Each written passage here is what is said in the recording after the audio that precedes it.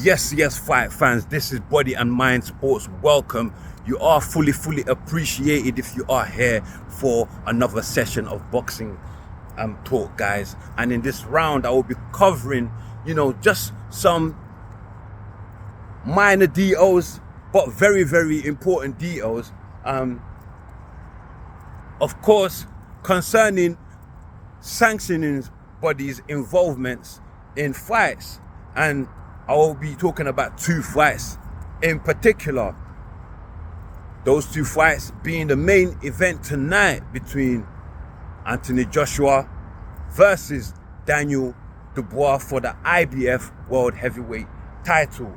The second fight, also Anthony Cacace versus Josh Warrington for the World Junior Lightweight IBF title.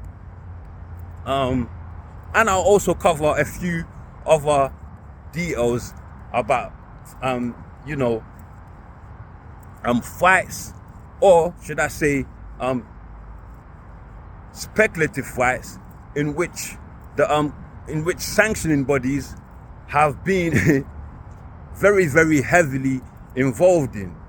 But let me start first with Anthony Cacace versus Josh Warrington, as we know was originally scheduled to be a title fight, guys. Anthony Cacace defending his IBF world title, which he won from Joe Cordina, marking Joe Cordina's first loss on his record. Guys, what a big win there for Anthony Cacace. So he was scheduled to make his first title defense today, guys. Today. But here comes the IBF making some nonsensical changes like always. This time round, they have said that the title, the IBF World Junior Lightweight title held by Anthony Cacace, will not be on a damn line, guys. Why the hell is it not on the damn line, I ask? And the IBF, this is their reason. They say that Josh Warrington has not had enough activity at junior lightweight and therefore is not a ranked fighter. Which means that he is not a worthy challenger for Anthony Cacace's title. Therefore, if he were to fight Anthony Cacace and be Anthony Cacace, he would not be entitled to hold Anthony Cacace's IBF strap, guys. And tell me, is that not nonsensical, people? Is that not nonsensical? I can't believe this is happening. I thought you become a champion by beating the champion. Then why let the fight go ahead if the belt is not on the line? If Josh Warrington, through his hard work and beats the champion, does not receive the title, why put the title on the damn line? Do you know what? In the case of Cacace losing to Warrington, do you know what the IBF would rather do? They'll rather, that Cacace vacated the title. And do you know what that means, guys? That means that the IBF can choose any two fighters who they deem worthy to fight for the vacant title.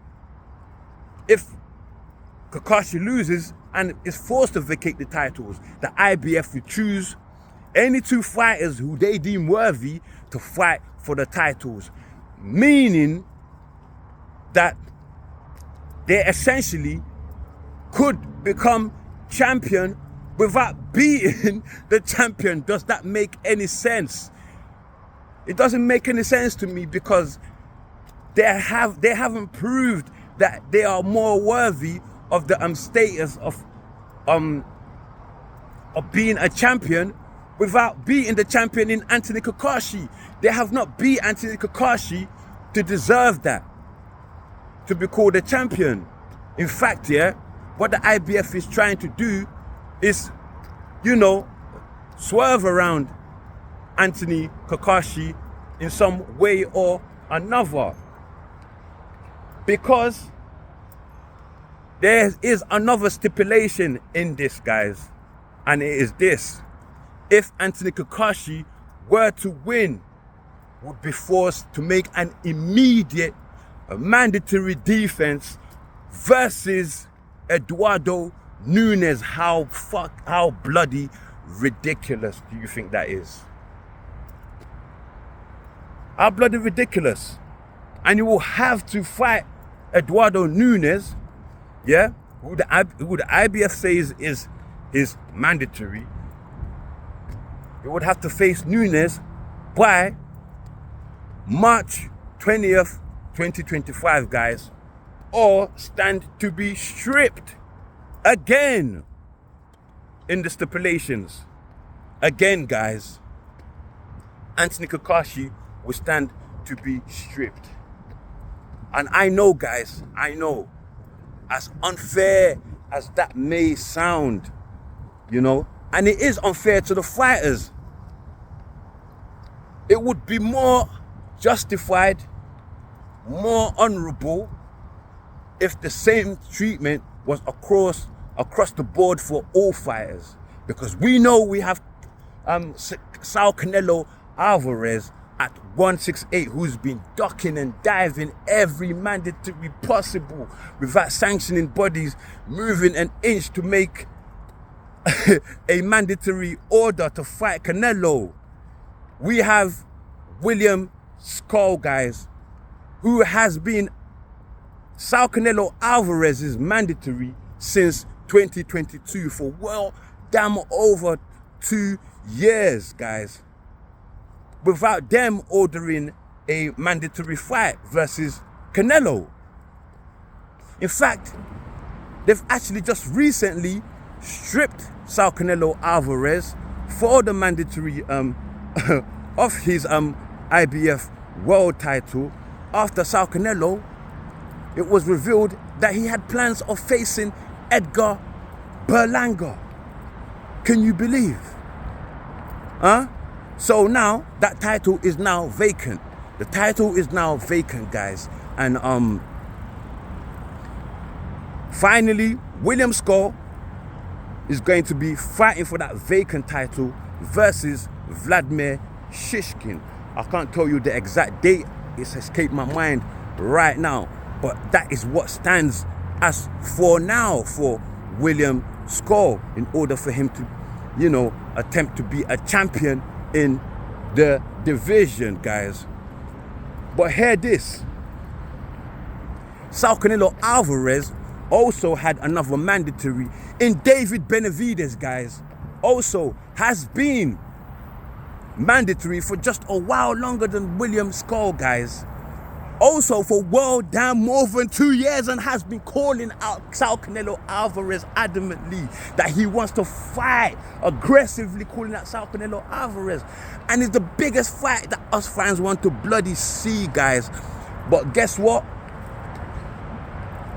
The WBC, yeah, up until now has not even budged to make a mandatory order for Saul Canelo Alvarez to fight David Benavidez. And to tell you the truth, that order is well enough void now, because David Benavidez has moved up a weight class to light heavyweight after a very long, frustrating wait. But I'm sure even more frustrated than David Benavidez is David Morrell, who was Saul Canelo Alvarez's WBA mandatory for well over more than 3 years, guys. Can you believe the cheek of the sanctioning bodies? 3 years. Also out of frustration for a fight with Saul Canelo Alvarez, and for the long wait for the sanctioning body to order the fight, has also since moved up to light heavyweight to chase greatness there alongside with David Benavidez. You know, but what is even more, you know, suspicious about this situation is that the WBA somehow conveniently, after David Morrell moved up to light heavyweight, made a mandatory in Edgar Berlanga, who they already knew was Saul Canelo Alvarez's first option to want to fight next. So you see the very, very clever but crooked maneuver there by the WBA, you know, in order to align themselves with the money, guys, with the money, you know. So they have tried to make it look like as if this was a mandatory fight, even though the WBA president, Gilberto Mendoza, has revealed that Saul Canelo Alvarez versus Edgar Berlanga is in fact not a mandatory fight, but in fact, you know, a fight of Saul Canelo Alvarez's choosing. So there goes contradicting themselves, you know. So we know it's all one big protective plan. Saul Canelo Alvarez in protective custody, guys. From David Benavidez, from David Morrell, and William Skull. Crazy stuff. Why? And I'll tell you why. You know why. I've already told you, but let me elaborate, guys. Because Saul Canelo Alvarez right now represents the biggest box office name in boxing. I don't really believe that. I think Anthony Joshua is still bigger than Canelo Alvarez, but they can carry on running with that. In America anyway. But overall, Joshua holds that. Hands down. Hands down. You know, and we can make that argument still. But that is what has happened, what the WBA has done with Saul Canelo Alvarez to help him, you know, rewrite chapter upon chapter of his DuckTales. And it's piling up now. DuckTales, Saul Canelo Alvarez's history of ducking is piling up, guys. You know, all because the sanctioning bodies won their 3%, which we know is gonna be a bigger cut, yeah. When the fight, when the opponents, you know, in a fight, in any particular fight, when the opponents in a fight, in this case, Saul Canelo Alvarez and Edgar Berlanga, are more popular amongst fans, because that results in a bigger fight purse, in which we know the sanctioning bodies collect 3% from, yeah. So Edgar Berlanga versus Canelo equates to a much bigger fight purse, guys. Yeah, and they don't stand the threat of losing their cash cow in Saul Canelo Alvarez, because Edgar Berlanga was tailor-made, guys.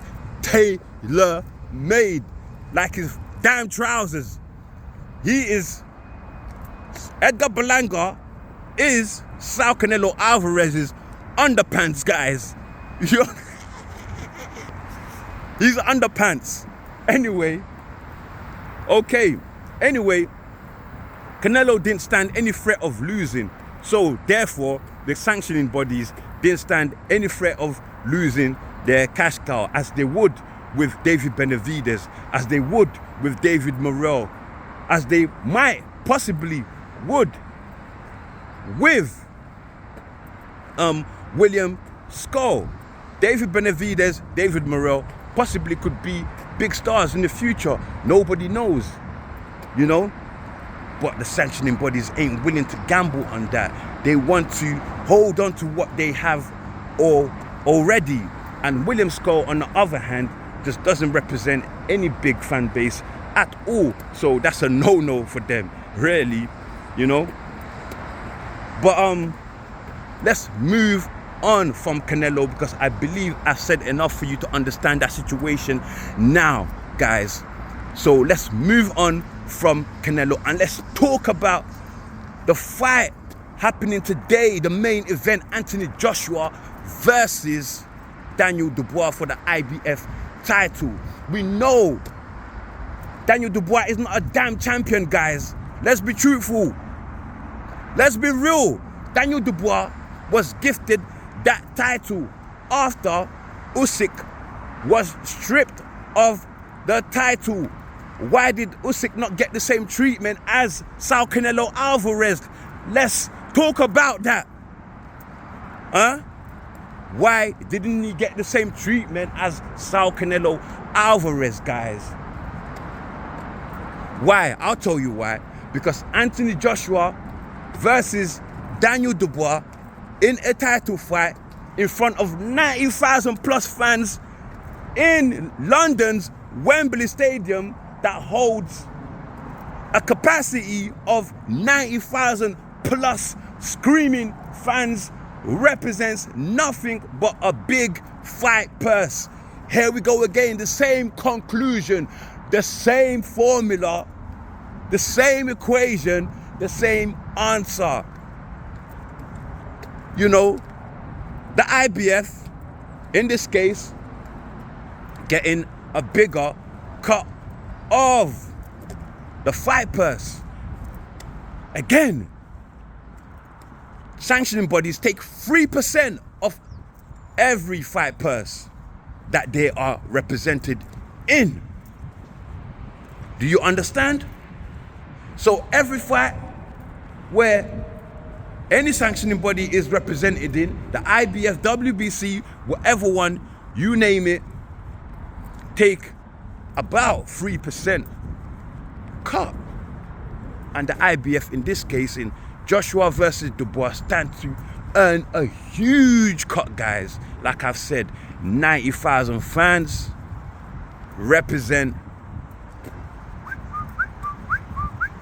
Guala. What are you saying, bro? Okay.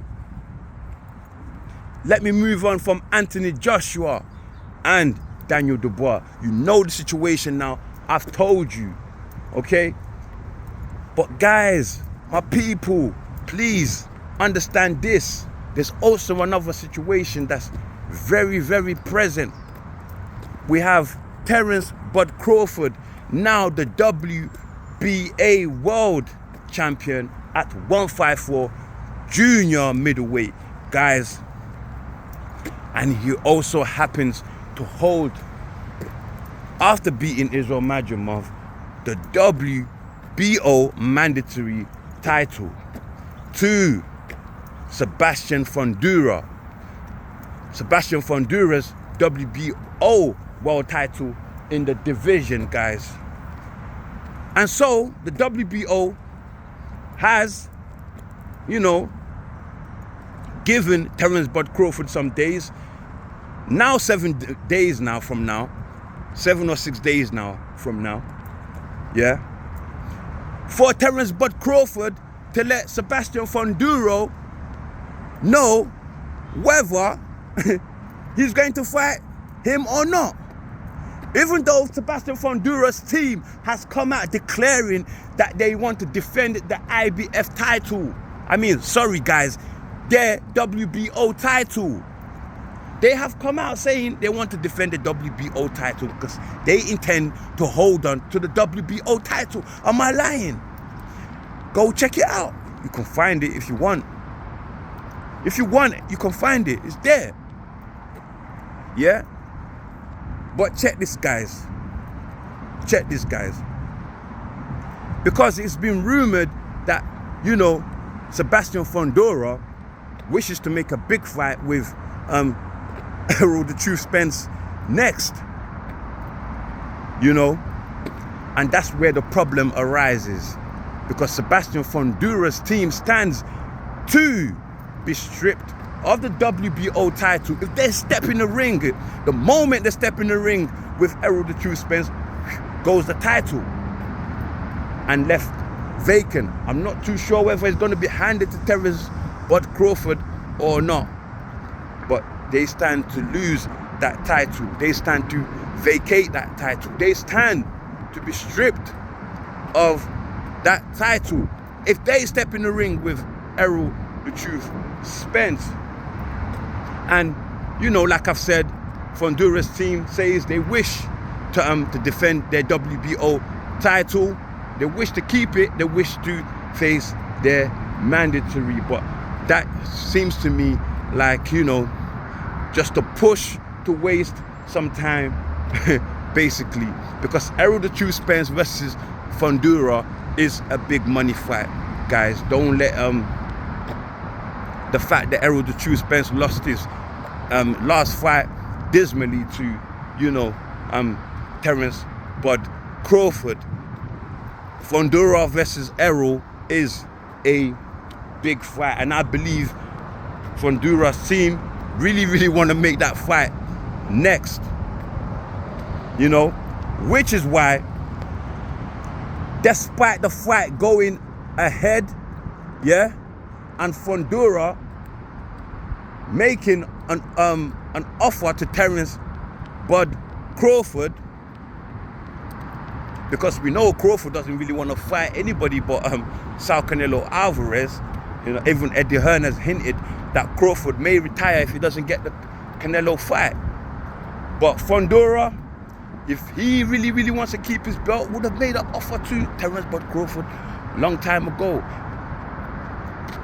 in which I think Crawford may have taken up that offer, because Crawford did have his sights on Fundura before as well anyway.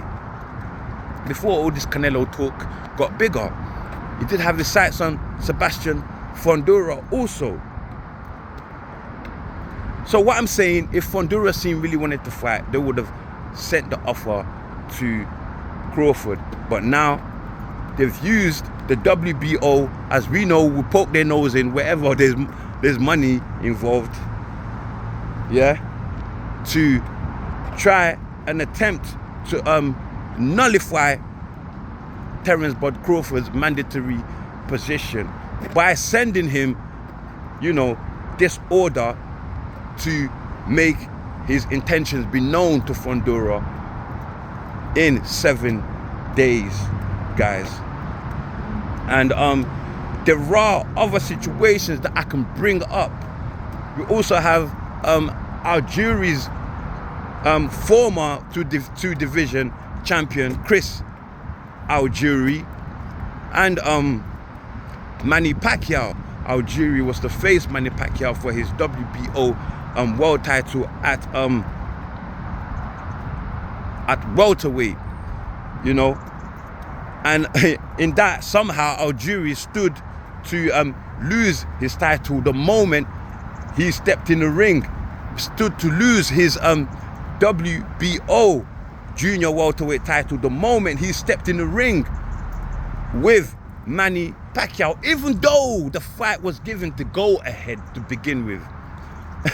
Yeah, and you know the situation there, of course.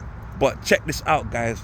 I'm not going to go into that one. I'll just leave it here for now. But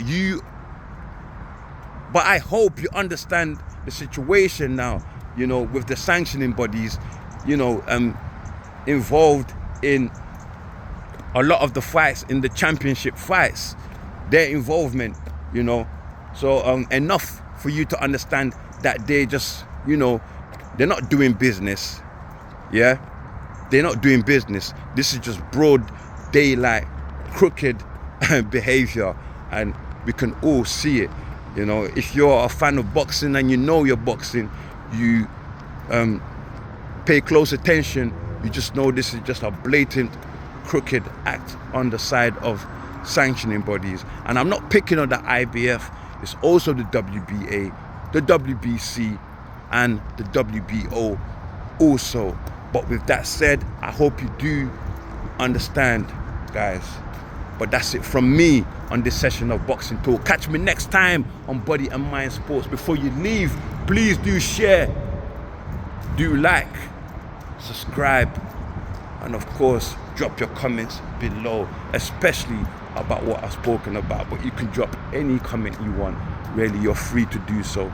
And as for now, guys, as always, stay very, very blessed.